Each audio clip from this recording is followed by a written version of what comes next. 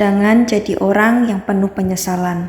Jadilah orang yang positif, menatap ke depan dengan penuh kepastian. Tidak lagi menoleh-noleh masa lalu.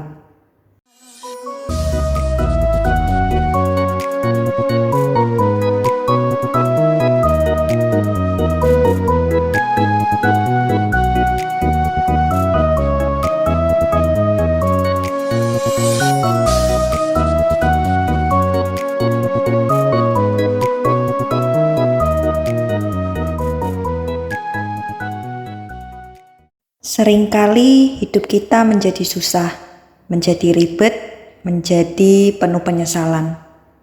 Kok dulu aku gak berani ya? Kok dulu melakukan itu hanya karena sungkan atau takut menyinggung orang? Takut apa yang kita sampaikan itu tidak disukai orang. Takut tidak menjadi populer, takut menjadi orang yang menyebalkan. Padahal karena kita tidak lakukan itu, hal itu membuat kita menjadi, aduh kok tadi aku gak ngomong sih? Aduh kenapa tadi gak setuju aja? Aduh kenapa tadi aku gak sampein sih? Nah, ada beberapa hal yang disarankan agar hidup kita nyaman, tanpa beban, dan tanpa penyesalan. Sehingga sehari-hari kita bisa menjalani hidup itu enak banget. Lempeng, tanpa penyesalan. Enggak lagi menoleh-noleh ke belakang. Kenapa dulu aku tidak melakukan? Kenapa aku tidak komplain? Dulu kenapa aku enggak melakukan penolakan yang menjadi penyesalan masa kini dan ke depan. Ini ada beberapa tips agar hidup kita itu menjadi enak. Sederhana aja sih. Contoh yang pertama, kalau kita kehilangan seseorang, merasa, aduh gimana nih teman aku? Terus kita mencari dia kemana sambil ngomel-ngomel, di mana nih orang? Sampai bertanya-tanya pada orang lain, dia di mana ya? Kamu tahu nggak? Ya udah, tipsnya gampang banget. Telepon dia. Kadang-kadang kita punya nomor teleponnya, tapi minta tolong telepon sama orang lain. Tolong dong teleponin ini. Jangan-jangan orang lain yang telepon ke dia, orang ini juga gak mau nyambung. Kalau emang nomornya sudah tidak ada atau dia tak mau bicara sama kita, ya sudah, lupakan aja. Ya gitu aja. Kalau kita ingin bertemu dengan seseorang, undang dong. Jangan jadi penyesalan. Sebenarnya aku pengen ketemu kamu. Nah, sana bilang, kamu kan gak ngundang aku. Kalau kamu ngundang aku pasti datang. Kadang-kadang kita berpikirnya, kalau aku ngundang dia mau gak ya datang? Enak gak ya kalau aku undang dia? Seringkali kita begitu kan? Kita gak ngundang, kita tidak menyatakan, tidak ingin bertemu, tapi kita komplain. Kenapa sih? Aduh, mestinya aku ketemu dia. Kalau ketemu dia pasti beres nih. Tetapi kita gak ngundang. Ini yang jadi persoalannya. Jadi tipsnya aku juga sangat sederhana. Kalau kamu pengen ketemu seseorang, undang dia. Telepon dia kek, kirim undangan di WA atau apa untuk bisa menghubungin dia. Itu yang harus kita lakukan. Terus tips yang ketiga, kalau kita ada pertanyaan, ada nih lagi ngomong, ada orang atau ketemu orang, Kita tuh sebenarnya pingin tanya-tanya sama dia, tetapi kita nggak tanya. Itu akan menjadi penyesalan. Ada pertanyaan yang tak terjawab, yang ada komplain kita. Ah, mestinya aku tanya kemarin. Kenapa aku nggak bertanya ya? Kemudian jeleknya, kadang kita berasumsi-asumsi. Padahal kalau kita tanya belum tentu tuh dia sebenarnya ini banget. Aku pingin banget dijelasin, tapi nggak pernah tanya. Pernah ndak kalian begitu? Karena kita sungkan untuk bertanya, takut menyinggung lah, sehingga kita berasumsi. Jadi, kalau kita ada pertanyaan, ya tanyalah. Contoh, di pertemuan ada orang nerangin. Kita nggak setuju tuh sebenarnya sama dia. Malah kita sering begini. Wah, nggak benar tuh. Atau sebenarnya memang belum jelas. Tapi kalau di pertemuan itu kalau kita tanya, takut diomongin orang, takut dikatain orang, takut menjadi aneh sendiri. Terus pulang-pulang ada sesuatu yang mengganjal. Jadi sekali lagi, kalau ada pertanyaan, tanya. Tips yang keempat, kalau kita tidak suka dengan sesuatu. Kalau kita nggak suka, bicaralah. Ya udah, kita tuh sebenarnya nggak suka tuh sama orang. Kita nggak suka dengan persoalan itu. Tapi kita nggak mau bicara.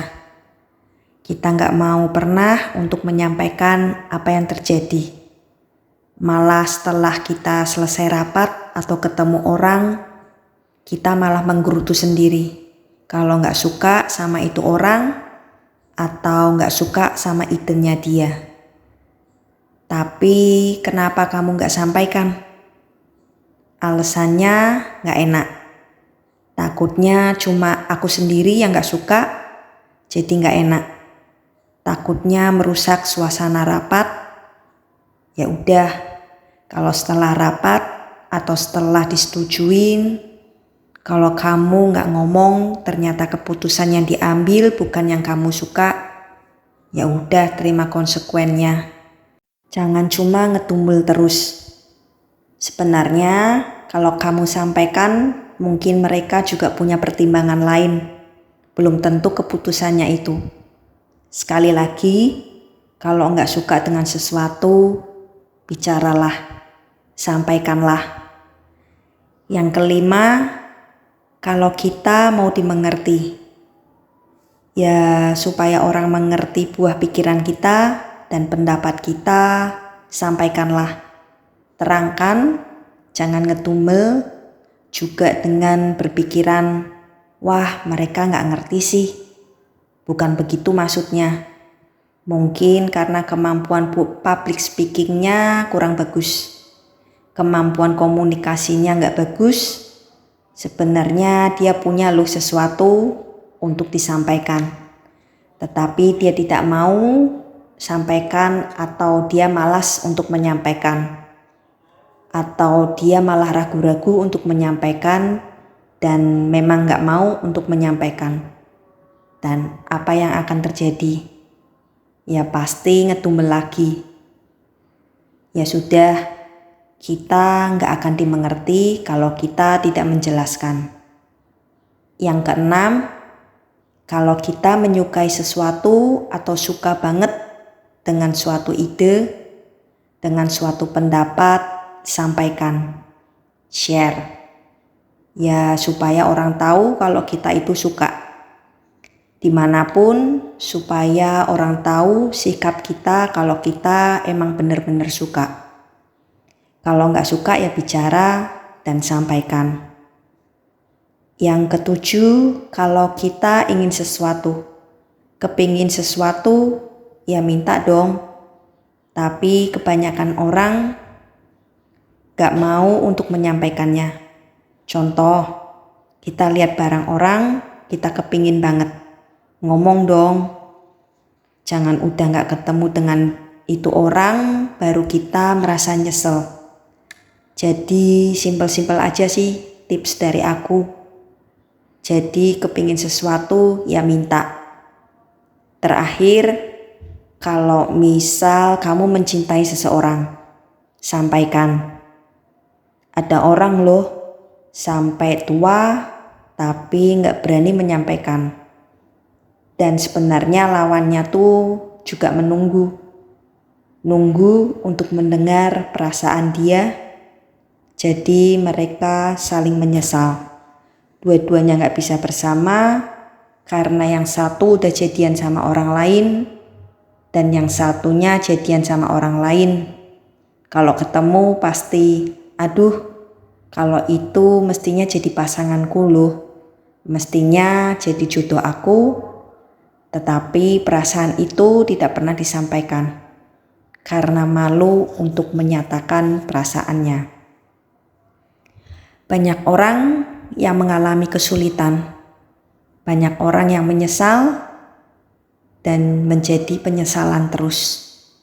Jadi kalau kita sampaikan belum juga kita ditolak, tapi belum tentu juga kita diterima. Kalau nggak diterima ya sudah, tapi tidak akan pernah akan menjadi penyesalan. Oke, jadi aku rekap ya. Yang pertama, kalau kita kehilangan seseorang, mencari-cari dengan seseorang, telepon, hubungi dia. Kalau kepingin ketemu seseorang, undang dia. Kalau ingin mengerti atau dimengerti, jelaskan. Kalau tidak suka sesuatu, ya ngomong, sampaikan apa adanya. Kalau punya pertanyaan, tanyalah. Kalau punya sesuatu yang kamu suka banget, ya kita sampaikan. Kalau ingin sesuatu, minta. Dan kalau mencintai seseorang, katakan. Biar jangan ada penyesalan di kemudian hari. Simpel ya. Semoga tips ringan ini menjadi bermanfaat agar kita hidup itu tidak dipenuhi dengan penyesalan-penyesalan. Kenapa itu dulu tidak aku lakukan? Jangan jadi orang yang penuh penyesalan. Jadilah orang yang positif, menatap ke depan dengan penuh kepastian. Tidak lagi menoleh-noleh masa lalu. Itulah tips untuk orang sukses. Menatap ke depan tanpa terbelenggu oleh penyesalan-penyesalan di masa lalu.